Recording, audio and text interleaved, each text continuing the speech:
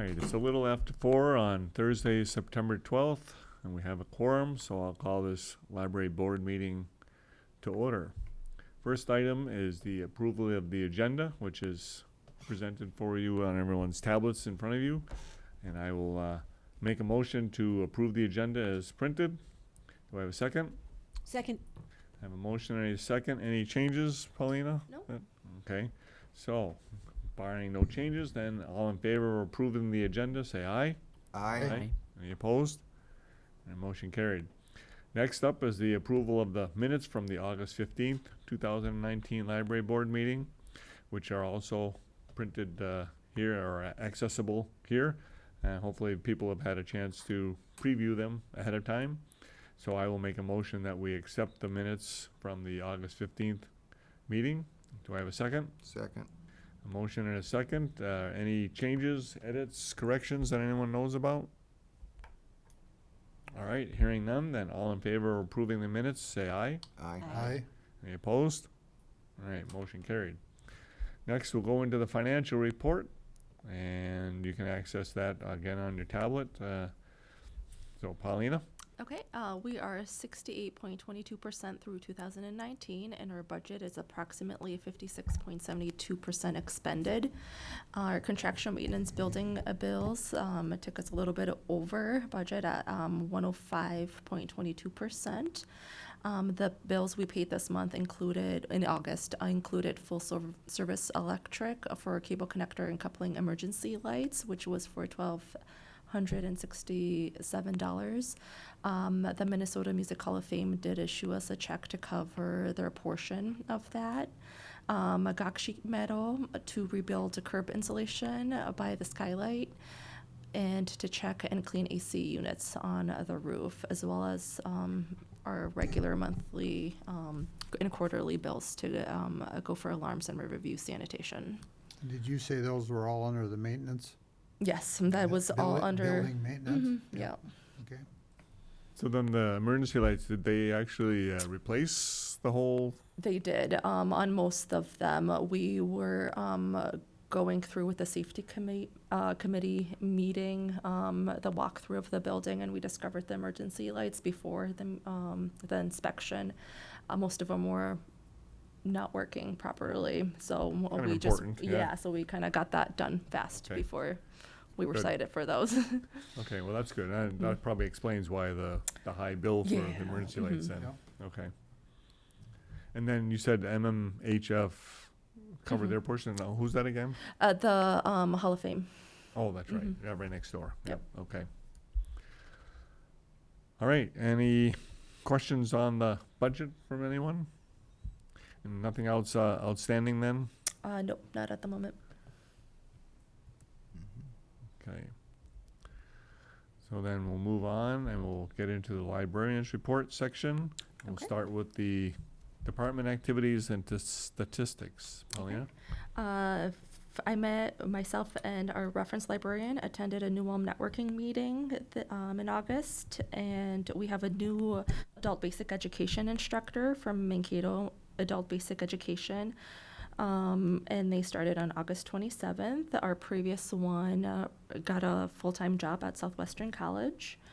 I also met with the project manager of the Memory Lab Network along with our reference librarian. We were finally able to enable the VHS to DVD conversion, as well as establish a great setup. So we are currently working on workflows for staff and patrons on how to use the Memory Lab. And we'll get more information about that as we go on. Would there be like classes available for? Yes, Or more learn. than likely starting sometime in November. We haven't actually set a date yet, but Okay. sometime in the fall. Yesterday, I started the Network New Ulm cohort for the 2019 and 2020 year. I applied for a TDS honorarium to cover the cost, and it was accepted. And the 2 sugar maples were planted on the boulevard at the end of the month, and they look really nice. So now the trees, then the planting of that, was that already covered in paid for, or is that gonna be coming forth? Are we gonna be billed for that? We will be billed for that. We haven't been billed for that Okay. yet. Yeah, so we'll do the reimbursement for the boulevard planting Yep. as well. Okay. So, and those two may not overlap because there may be some delay in Right. submitting that and getting the funding back. Yeah. Okay. Vince, if I may say something here, your overdrive fees, we were asking for $5,000. The county, I think, came back with say something about they'd look at 2%. What does the 2%, how much does that work out to be, do you know? I believe it was about 1,200 or so, or Okay, 2,000, so something like that. Yeah. considerably less than the Yes. 5,000. And then we'll cover that later on as Yeah. well. Yeah. All right. And then did you make mention of Betty's? Oh, yes. Our acquisitions librarian submitted her letter of retirement in August, and her last day will be October 3rd.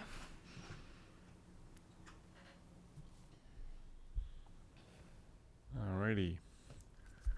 Any questions for Paulina regarding the activities and or statistics, which we really didn't go over the statistics, but they're included in there. Is there anything out of the ordinary there that?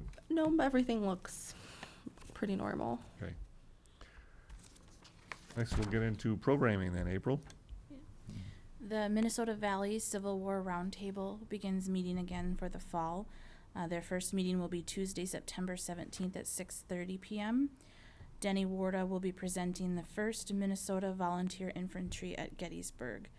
And the Civil War Roundtable meets September through May on the third Tuesday of the month at 6:30 p.m. The art group has resumed their meetings on Wednesdays from 2 to 5:30 p.m. They will meet through November 13th before they break for the holiday season. They will also not be meeting on the last Wednesday in October due to the Friends of the Library book sale using the meeting room. Historical reenactor Arn Kind will be presenting Minnesota in the Great War on Tuesday, September 24th at 6:30 p.m. This program is part of a 2-program series remembering World War I, and we funded it with a legacy grant through TDS. The second in that series is a screening of Peter Jackson, who you might know from The Hobbit and Lord of the Rings films. His film, They Shall Not Grow Old, and that will be Tuesday, October 1st at 6:30 p.m. He took old film and photographs that were taken during World War I, and he colorized them and retimed them and put those together in a documentary. That is possible through the generous donation of the Optimist Club of our film license. On Thursday, September 26th at 6 p.m., the library will host a screening of The Public. The Public is a dramatic film that highlights the role that one library played in serving its city's homeless population. And following the film, we'll do a discussion about homelessness in Brown County. And we will have Minnesota Valley Action Council Homelessness Prevention Supportive Services Counselor Kate Hengry-Gretz, what a title, the retired Brown County Human Services Director Tom Henderson, Numas House Shelter Coordinator Carla Dean, and the Numas House Board President and Nora Unitarian Universalist Church Pastor Lisa Daggy. And so they'll help us facilitate our conversation, talk about the services that their organizations provide to those who are homeless in Brown County. For children's programming, Storytime resumed on Monday, September 9th. It will meet Mondays at 10 a.m. and Wednesdays at 10 a.m. and 6 p.m. through the fall. Lego Club is resuming on Thursday, September 19th from 3:30 to 5 p.m., and that will meet once a month during the fall. And then on Monday, October 7th, from 9:30 a.m. to 1:30 p.m., we are partnering with Park and Recreation to host the University of Minnesota Bell Museum's Exploradome, which is a traveling planetarium. So we're offering age-specific shows for children and teens. Registration is required for specific show times so that we're matching the children and teens with the correct topic for their age group. Anyone can call or visit the library to register. Our number is 507-359-8331. Any questions on programming? Sounds good.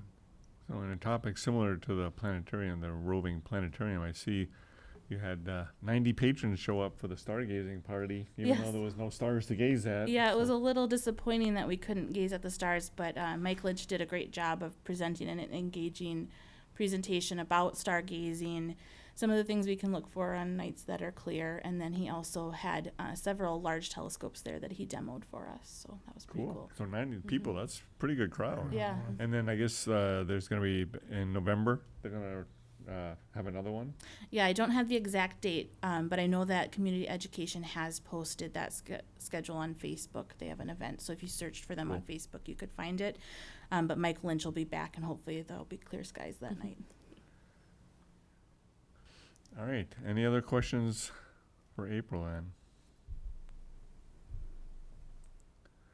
All right. Then we'll move on to the Brown County Library Board update. Paulina. Right. Like Dave mentioned, the Brown County Libraries met on August 21st with the county commissioners during their budget work session, along with patrons to present a $5,000 increase for next year to cover the cost of the overdrive fees and the platform for ebook and e-audiobook content. The Brown County commissioners discussed a potential 2% increase for 2020, and the county library directors may meet before the county library board meeting in November to talk about a couple of avenues to pursue for additional funding. The Springfield library director reached out to me and suggested a couple of grants we might be able to apply to as a county with approval from the county library board to kind of cover some of the cost. And it sounds like the county commissioners were not increasing many budget line items for 2020. I think they told us we were one of two. So they're kind of staying at their budget level. One of two for what? To increase a budget line items, they weren't increasing. Mm-hmm. They did say that one of the reasons that they were in support of the increase that they did consider for us was because of the support that was shown Right. in the group that came So to you the had a pretty meeting. good turnout then? We did, yeah. Good. Mhm. That's good to hear. That's positive feedback, so it just shows that the representation makes a difference. Definitely. Yep. All right. Anything else on the Brown County Library Board update then? Oh, nope. Any questions for Pauline on that? Okay, let's move on to the roof update. Okay, the roofers are finishing up working on covering the rubber edges of the building at the moment. Maybe not at the moment since it's raining. No leaks have been evident except for one stray one in the staff restroom. So the building official was in today to take a look at that. So they'll probably be up there again. As well as I did meet with him on Monday to talk about the skylight. He's having a hard time still connecting with the person he has to come to City Hall. So he's currently unresponsive to that's not good. contact from the building official. So we'll go from there. Okay. So then, I suppose with the rain we've been having, that's kind of a good test of seeing if If they it fix the holds. leaks. Right, yeah. All the major ones out in the on the first floor are fine. Yeah, we haven't had any. Knock on wood. Yeah, I was gonna say you don't have a, Right. a maze of waste baskets to work around. Right. No. Okay. All right, and then we'll roll in from the roofing update. We'll go to the carpet replacement update. We are on a 5-year strategic plan to replace the carpeting in the building. So I reached out to 3 companies for this year, Pullman, New Ulm Furniture, and Hiller, for quotes on carpet for the first floor. They all stopped by last week to meet and take measurements, and quotes were requested by Friday, September 20th to be presented to the board in October. I've told most of them that we would like to complete it within this budget year, but maybe we could, I don't know how you feel about waiting through the winter, maybe a little bit, in terms of seeing the whether or not the roof holds up in terms of leaks. Oh, yeah, good point. Yeah, Yeah. because right now we're just working on that first floor where the service desk is, computers and all that. So would you First think floor, of You waiting, mean the walk-in floor? Yes.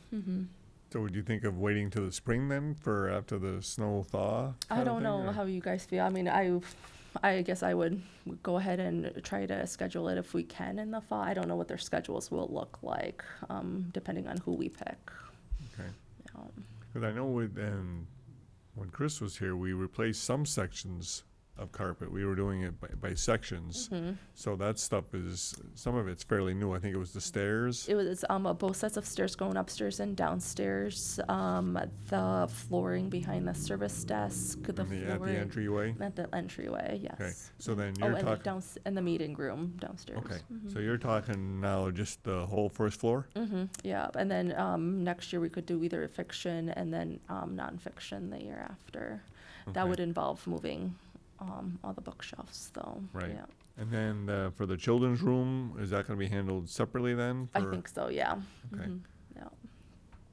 All right, because I know that there's been some discussion about revamping that whole children's room Yes. anyways, right? Yeah, and so the next item, children's room renovation committee, we're going to restart the committee meetings this month. Our first one will be Thursday, September 26th at 4 p.m. I was waiting for our youth services librarian kind of to settle in her role and get through summer reading.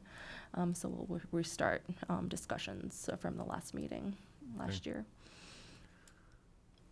I don't know, Mr. Chairman, if there's any practicality in waiting to do that carpeting. However, I guess a worst-case scenario is, the roof after a snow, ice, freezing and thawing, and then spring rain. I don't know what that portends for spring 2020, but if it's anything like last year, it would be a good test for the roof to see how well it stays together, and I guess it would be maybe prudent to wait to install the carpeting, or maybe it'd be prudent to have big rolls of plastic handy in the spring. I don't know, but I guess with our luck with that roof, I'm just a little leery. Carl, I agree with you. I was gonna basically say the same thing. To me, it would seem to be wait until spring rather than go right on top of this and just make sure everything else is done. Yeah, because the October, the rainy period that we would have now in October and into November would be kind of like a precursor to how well the roof has been repaired, but it wouldn't have any thaw, ice, freezing thaw action, which Correct. could occur with the roof. So, I mean, yeah, to me, I don't think it makes that much of a difference either way. And I'm sure the roof crew that is doing it is telling you that they think it's gonna be fine.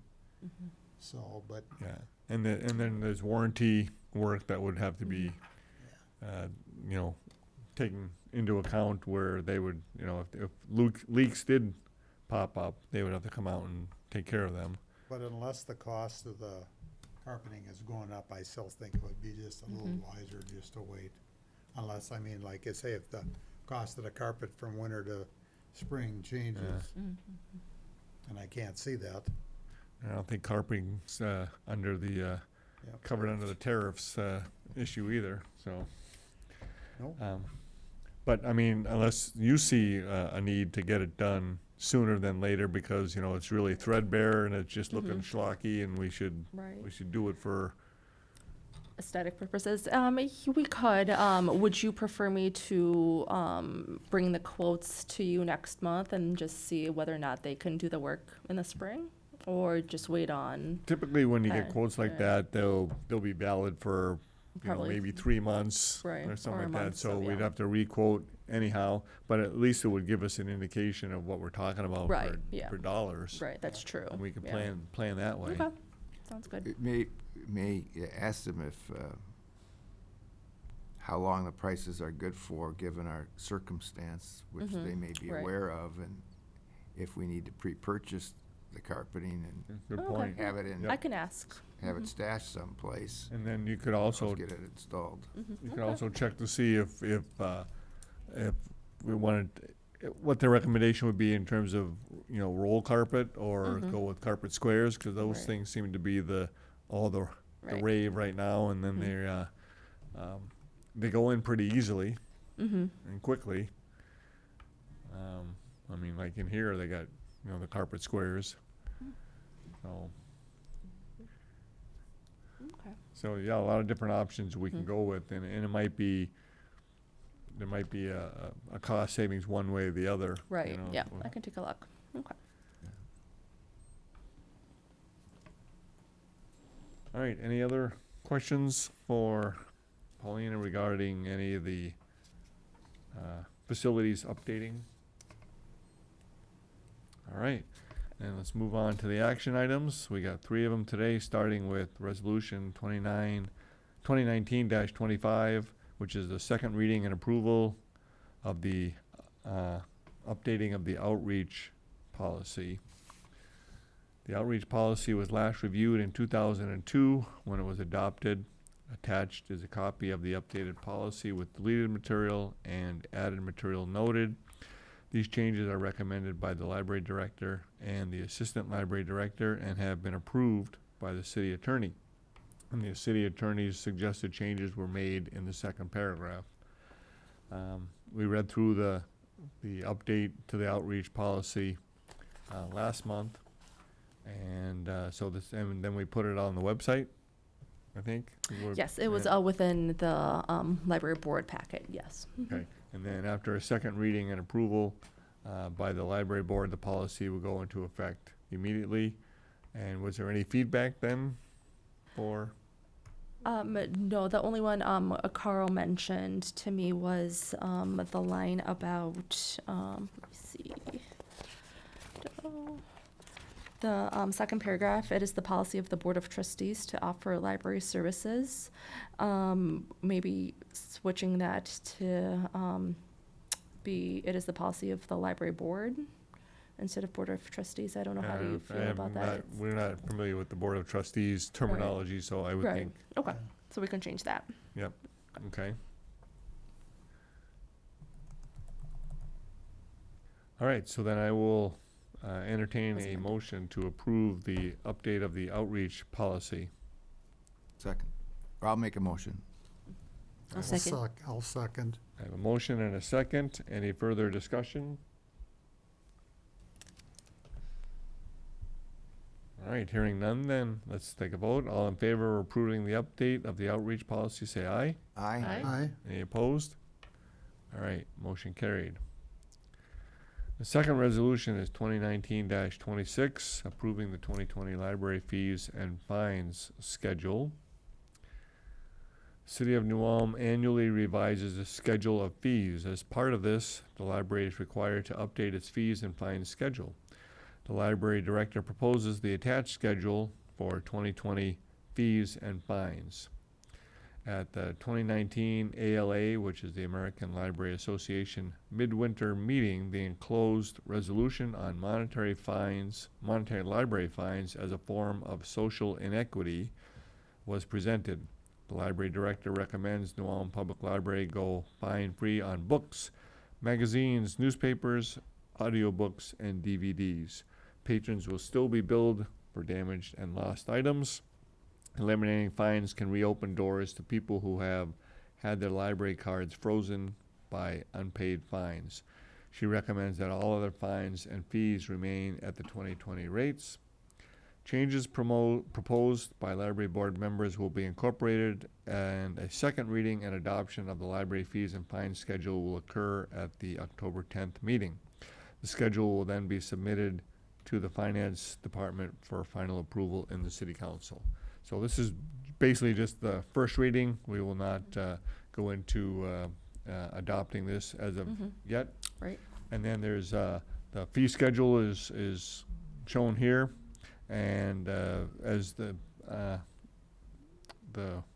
policy mentioned that all the other fees stay the same except for the fines for overdue books, magazines, newspapers, DVDs, which would be dropping down to 0. And we were on our way to that anyhow by right. reducing it in half this year and then going further all the way to 0 next year. So that's really not an issue. Shouldn't be a showstopper or shouldn't be blindsiding anyone either. And then there's a couple articles basically support to show that studies have shown that libraries do better with not having fines than by having them. Yeah. And Duluth Public Library just announced that they were going fine-free as well. Ours wouldn't kick in until 2020. Right. But, So, but like I said, we were on our way. We're taking it slow and easy. And if I recall correctly, looking at the revenues that we're generating, I mean, we're ahead of we are. and that's with a lower fine. Right. So that seems to kind of prove out the data that libraries don't need to exist on their fine collection. So we'll vote on this next month for the after the second reading.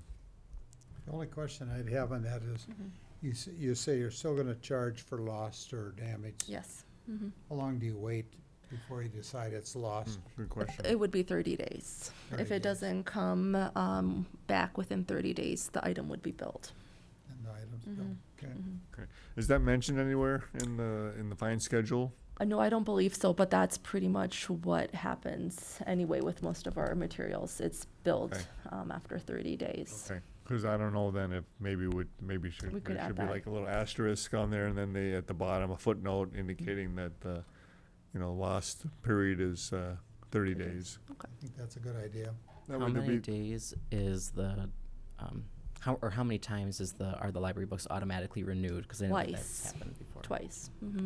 So it would be the 30 days after the second renewal? Yes. Yeah, so there could be months. Right, Could yeah. So what, 3 weeks per You renewal? still have Yeah. time. Yeah. Lot of Yeah, it'd be children's books at after home. 9 weeks, yeah. Okay, yeah, so that's a pretty generous time frame per Absolutely. which to get the books back. Right. Okay. Yep. Anything else regarding the updating of the library fees and fine schedule? There was one phrase in what you read that said that the fines will remain at the 2020 rate. Oh, I'm in 2019. Was that Oh, that was, yeah. Okay. That was my, Error. That's correct, Yeah. yep, so we'll have to change that, yep. Good catch, Carl. Anything else? All right, then we'll move on to Resolution 2019-27, approving recommendations to designate library items for surplus. Here's your big chance for all those people that want to get some of these lovely items that will become available. The library is assessing technology and other items that long have been unused and are located in the storage basement. These items are old, outdated, dilapidated, broken, and/or unneeded. As these items accumulate over time, storage space fills up and becomes congested. None of these items have residual value to the library. The items will be made available to all city departments. What remains will be disposed of through the local recycling program or discarded. Attached is a copy of the surplus catalog as prepared by the Assistant Library Director, April Ide, and Library Director, Paulina Poplowski. Now that's unusual, putting the names in there. Usually you just put in the generic titles, but so there's pictures in there. I was looking for an 8-track player. I didn't see one, so I guess I'm out of the bidding. and Parks and Rec has claimed item 14, the hanging projection screen. Okay, but there's a lot of, looks like, definitely old school stuff, but, and it's probably, there's an iron in there. Yeah, I mean, right. Well, Well, we don't know how we acquired that. if it's still usable, I mean, you come in with a wrinkly shirt, you can get that taken care of pretty quick. And then a wall clock, but most of the other stuff, is outdated. I'm not sure though if it's one of the ones we just replaced. I don't think the wall clock works. It doesn't. Yeah. Oh, Oh, it says broken. okay. Yeah. No, did you check to see if it had a battery in it? Yes. We kept replacing it and realized, it's still not working. moving. Yeah. Okay. They got VHS and they got DVDs, Vin. Yeah, you see The that? snowy tracks, Yeah. huh? Yeah. Yeah, we tested some of the equipment with the memory lab, and it just didn't work. It either didn't work or it wasn't what we needed. So So then for the electronic stuff that we get rid of then, are we gonna have to pay, because the electronic recycling typically has a charge associated with it? I will double check on that. I'm not Okay. sure. It'll go through the IT director more than likely. Because I know that we've been doing some cleaning house at home, and I had a bunch of electronics, and I heard that, was it M&L Electronics or Computer? Oh yeah, Down by on Broadway. Broadway Yeah. Chiropractic. They take a bunch of stuff for free, Oh okay. except for, I think, displays. They don't, Okay. they have to charge a little bit of a fee. So you could check with them to see if they'd be willing to take that off your hands, and then you can maybe avoid The any cost. kind of recycling of Charge. electronics Okay. fees.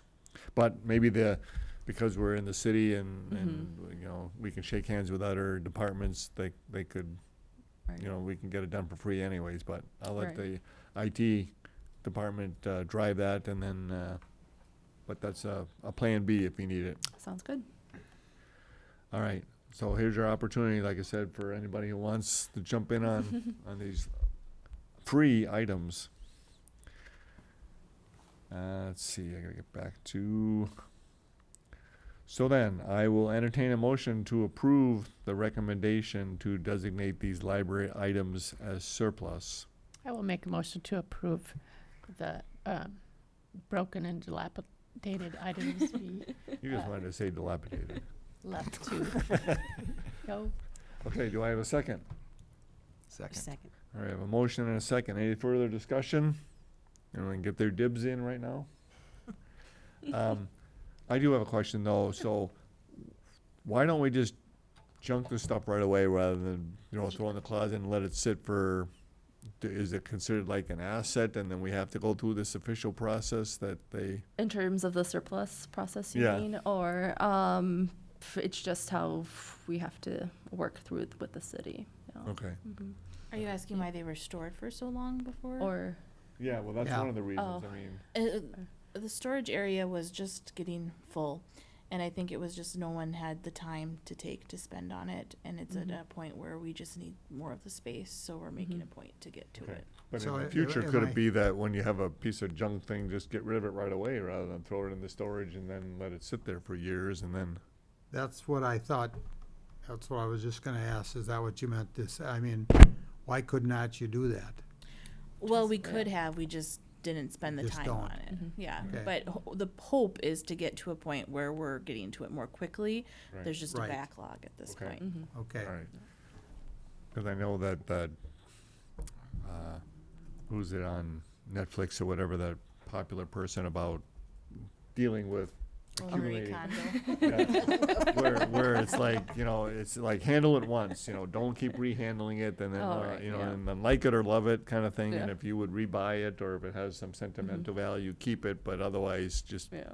Well, I'm sure Trash this it. stuff is, you know, 1 in 100,000 pieces that all of a sudden you find a later use for. Most of it you just yeah, but not then going that to. could lead to hoarding and all that kind of stuff too, if you Yeah. kind of think there could potentially be a use for it, so. Mr. Chair, I think the city policy kind of requires them to do this in a more formal way Right. to avoid a situation where a department may decide, oh, this particular item doesn't work anymore, I'll give it to my buddy, or he might Right. want to be able to fix it or That's a good something. point, yep. Yeah, So I it is. think to stem that sort of behavior, they make the departments, if not accumulate it, at least go through the process of declaring it surplus and see if anybody else, within the organization needs it or Right. wants it before they But I think too destroy that it. this could be done on a more frequent or Sure. timely basis as well, so it doesn't, you know, the things don't get like super outdated. Mhm. But- That sure could. All right, I so, appreciate the Yeah. time that you Yeah. took to check everything out Yeah. to see if it was compatible with the Oh, memory yeah. lab. I'm Mhm. sure that was Yeah, how it I mean, was. most of it, you know, came in as a donations too, so we wanted to see whether or not, you know, in the future we could use some of it too Right. if something breaks. Yeah. Mm-hmm. all right, any other further discussion? Yeah. Oh, sorry. You got anything? Under other business, but yeah.